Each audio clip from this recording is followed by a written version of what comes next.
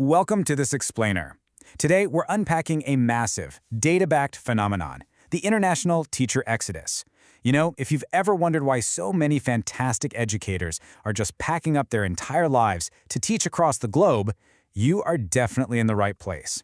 We're going to dig into some really fascinating first-hand accounts to figure out the actual motivations behind this huge global shift in teaching talent. So let's kick things off with the big question. What actually drives a teacher to just leave everything behind for a classroom in another country? I mean, when you picture an international teacher, what's the first thing that pops into your head? Probably a young backpacker funding their travels, right? Or maybe a seasoned adventurer looking for their next exotic weekend getaway?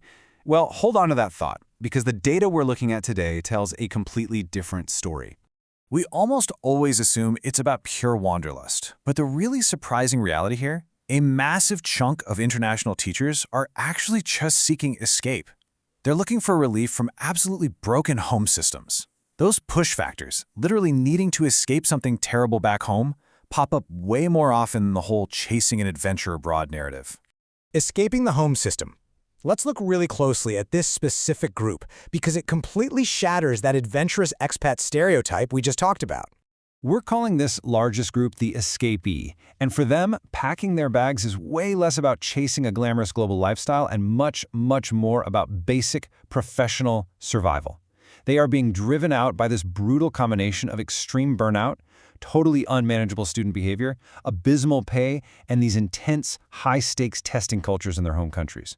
For the escapee, teaching internationally isn't some fun vacation. It is literally a rescue mission for their career and, honestly, their sanity. Just listen to this brutally honest account from a teacher online. They said, "I watched at least one excellent, experienced colleague a year have a full mental breakdown due to the UK state sector pay and conditions. I wasn't prepared to risk becoming one of them." Wow, that just perfectly captures the intense push factors driving this exodus, doesn't it? These educators are literally fleeing environments that are actively destroying their mental health. So, what exactly drives teachers away? We really need to understand the specific factors that make leaving feel like the only viable option left. When you stack these issues up side by side, it is so easy to see how quickly they compound. We're talking about severe student discipline problems. We're talking about workloads and paychecks that are simply unsustainable. Throw in a high cost of living that makes getting ahead practically impossible, rigid accountability regimes, and zero room for career progression, and yeah, it all snowballs into absolute debilitating burnout. It creates an environment where just showing up to do your job feels like an uphill battle every single day. And it's almost never just one isolated issue. Take a look at this perspective from another teacher. When massive, systemic changes, like No Child Left Behind and the rise of high-stakes testing, really gained a foothold, it fundamentally altered the day-to-day reality of the classroom. It pushed experienced, passionate educators right out the door. They look at a crumbling system and basically say, you know what, I'm out. I might as well go see the world while I actually get to teach. The global educator matrix. Because as big as the escapee group is, they're just one piece of this puzzle. The data actually breaks down into 4 really distinct motivational segments. Think of this as our decoder ring for the modern global educator. You've got the escapees, who we know are seeking sanity and relief. But then you have the explorer, who genuinely is in it for that lifelong adventure and travel. Then there's the optimizer, who is very strategically chasing a concrete lifestyle and financial upgrade. And finally, the uncertified hopeful. These are folks who moved circumstantially and are now trying to find a formal career pathway. If you're trying to understand this exodus or even recruit these teachers, you absolutely have to know which of these 4 mindsets you're talking to. Other paths to teaching. Now, what's incredibly fascinating here is that optimizer segment because they operate on pure quantifiable logic rather than just emotion. Just do the math on this example from a teacher who moved to Hong Kong. Double the pay, free tuition for 2 of their kids. All their kids get to attend the exact same school they work in. I mean, while the escapee's driven by this desperate need for relief, the optimizer's looking at this and thinking, this is a no-brainer. When your home system is severely underpaying you, and a foreign system offers a complete overnight financial transformation, that is quite literally an impossible offer for domestic schools to match.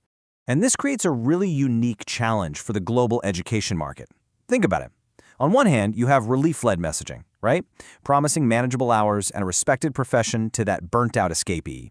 But on the other hand, you have numbers-led messaging, focusing on total compensation, housing, and tuition value to hook the optimizer. A generic come teach and see the world pitch, it just doesn't work anymore. You are either tossing them a rescue boat or you're offering them a financial rocket ship. Realities of the long haul. Moving past that initial leap to go abroad, let's explore what the data says about the long-term realities for the teachers who decide to stay. For the folks making a true long-term career out of this, the whole romance of travel fades pretty quickly. It gets replaced by the highly complex, super practical logistics of raising a family in a foreign country. The dinner table conversations shift completely away from, hey, where should we travel this weekend, to these really intricate discussions about visa renewals, dependent benefits, and securing spots for their kids in good schools. The data also reveals some super specific regional labor shifts. For example, South Africa has actually surfaced as a major oversupplied source market. You have huge numbers of educators there moving over to Asia, simply because there's a massive lack of domestic opportunity for them. It's a stark reminder that this whole global movement isn't just about individual choices. It is deeply, deeply tied to the economic realities of very specific home countries. Alongside those regional shifts, there is this massive, somewhat hidden pipeline of educators. A lot of people start out as those uncertified hopefuls we mentioned, maybe teaching English informally, but eventually they hit a ceiling. They recognize they need formal qualifications, they do the work to get their teaching licenses, and then boom, they secure much safer, higher-paying, formal international roles. But man, this is a path full of lessons learned the hard way. So many teachers express deep regret at not formalizing their status sooner. They realize that without that official license, they just don't have the security or the safety net needed to get into those top-tier international schools. It really highlights this massive need for better, clearer credentialing pathways for these accidental educators who end up finding their true calling overseas. But what happens when it's finally time to go back?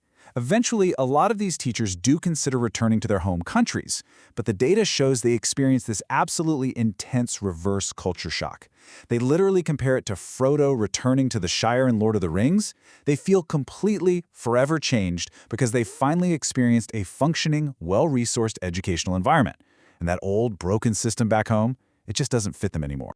Which brings us to our final and honestly, most critical thought. If our data today proves that home countries are bleeding their absolute best teachers to international schools, not because they just wanted adventure, but because of systemic domestic failure and severe burnout, what does that mean for the students left behind? It is a profound, slightly terrifying question about the future of domestic education, and definitely one that should leave us all wanting to dig a lot deeper. Thanks for joining me for this explainer.